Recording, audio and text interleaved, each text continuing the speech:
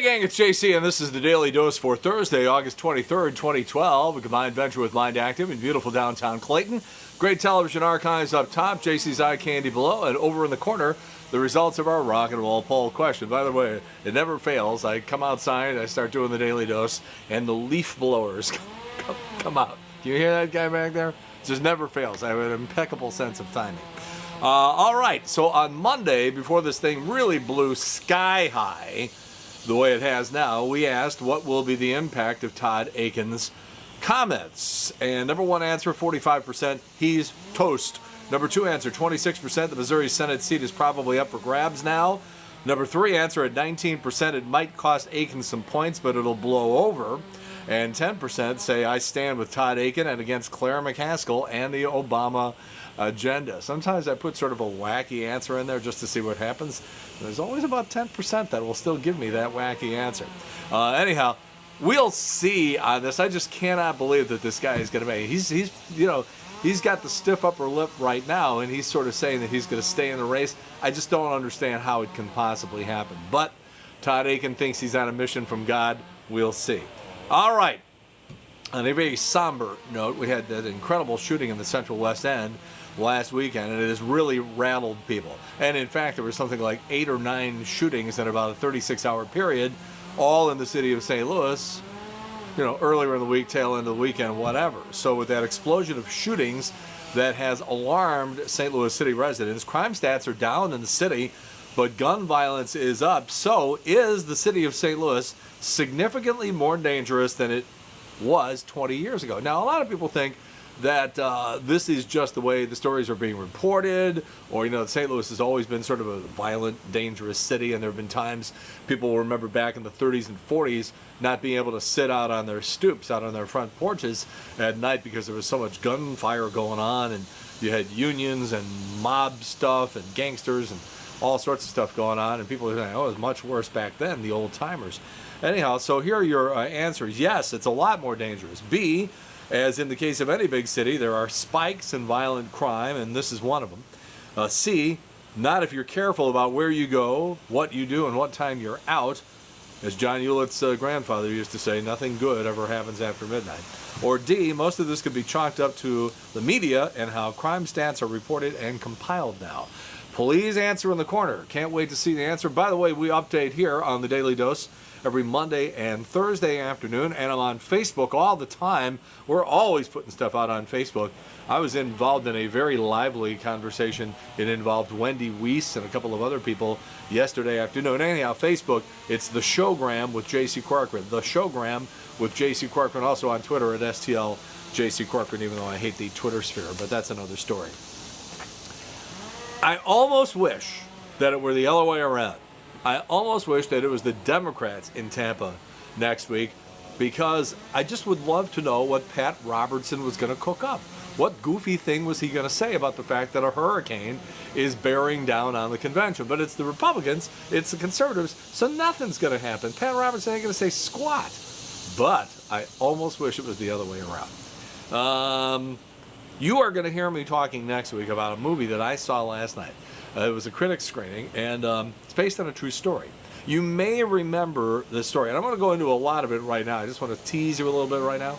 But remember this story where the police had called up a little fast food restaurant and indicated that one of the girls behind the counter was accused of stealing money from a customer, so they took her in back, and the manager of the restaurant was instructed over the phone by the police to strip search her.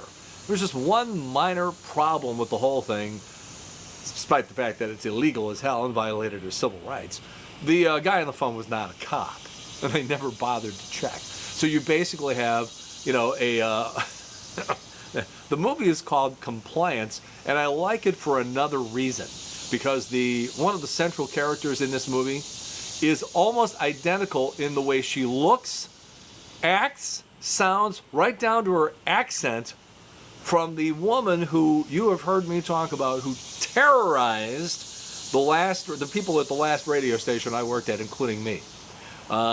You'll hear me talk about this next week. The movie is Compliance. And by the way, I'm not one of those people who likes being in a movie theater where people are talking in the movie, or answering characters in the movie or talking to the screen, it's very illogical. First of all, they can't hear you, and some of this is sort of cultural and even generational, I suppose, to some extent. But they were even doing this when the movie screened at Sundance. At Sundance. And last night was a critic screening, and people who would never engage in that kind of activity were yelling at the screen last night. And I didn't really mind it. And it's the only movie I think I've ever been in besides Rocky Horror where you could do that. But I'm going to explain why that is the case. I'll clear all that up for you next week when we talk more about this. I got to take that later. Okay, let's move on here to the next issue, which was, according to a survey, the ultimate status symbol for your home apparently now is a hot tub, according to new surveys. The choice for women, by the way, is a walk-in closet. Men want a stereo system and speakers in every room. Also on the list, 3D TVs, sound-activated lights and blinds, and a temperature-controlled wine cellar. Now, the only problem with this is that if you look back 10, 20, 30, 40 years, the stuff that we wanted will really make you laugh, and it's sort of embarrassing. For example, in the 90s, everybody wanted a black dining room table and chairs, a bread maker, remember those, and also beige carpeting.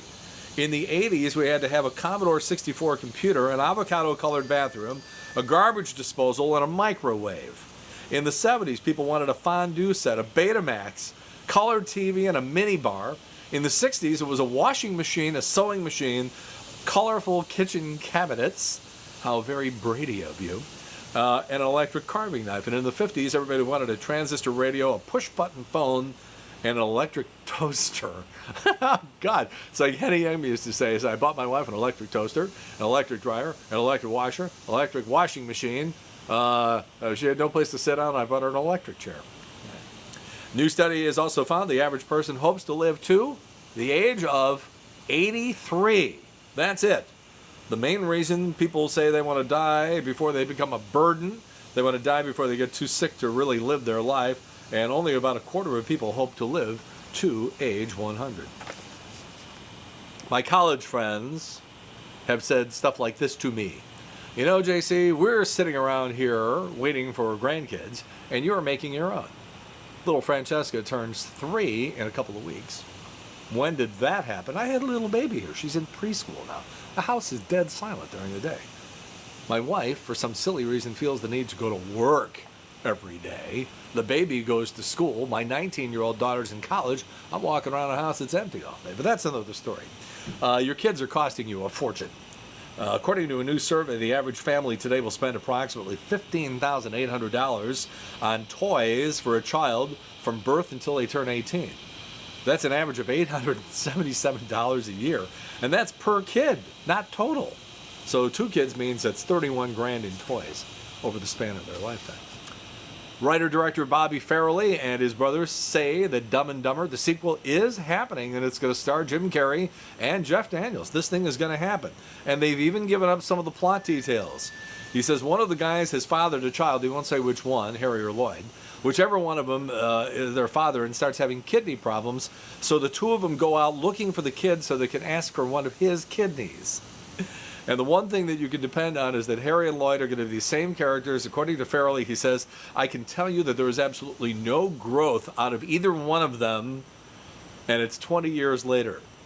Plan is to shoot in the spring. It'll be in movie theaters in the fall of 2013. Jeff Daniels is all over the road. This is the guy who was in Terms of Endearment, for heaven's sakes.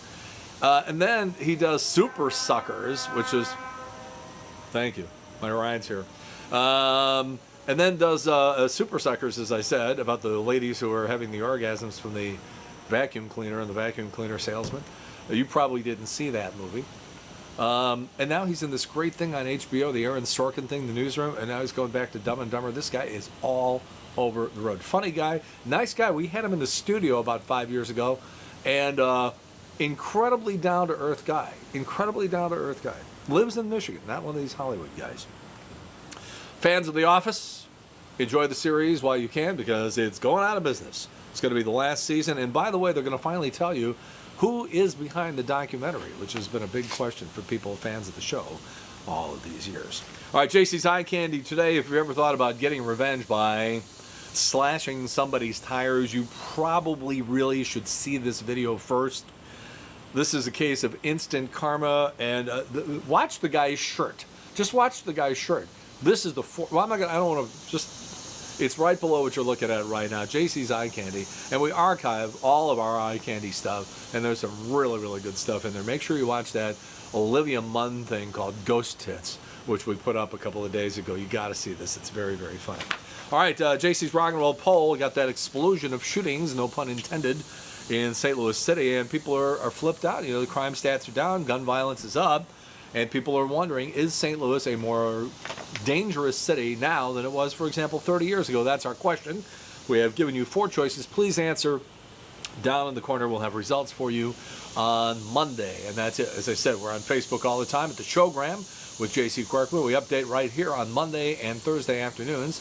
JC on the line of the Daily Dose, and that's it. The Daily Dose for Thursday, August 23rd, 2012, a combined venture with Mind Active in beautiful downtown Clayton. And in the meantime, we've beaten this one to death. Have a good one. See you later. Bye.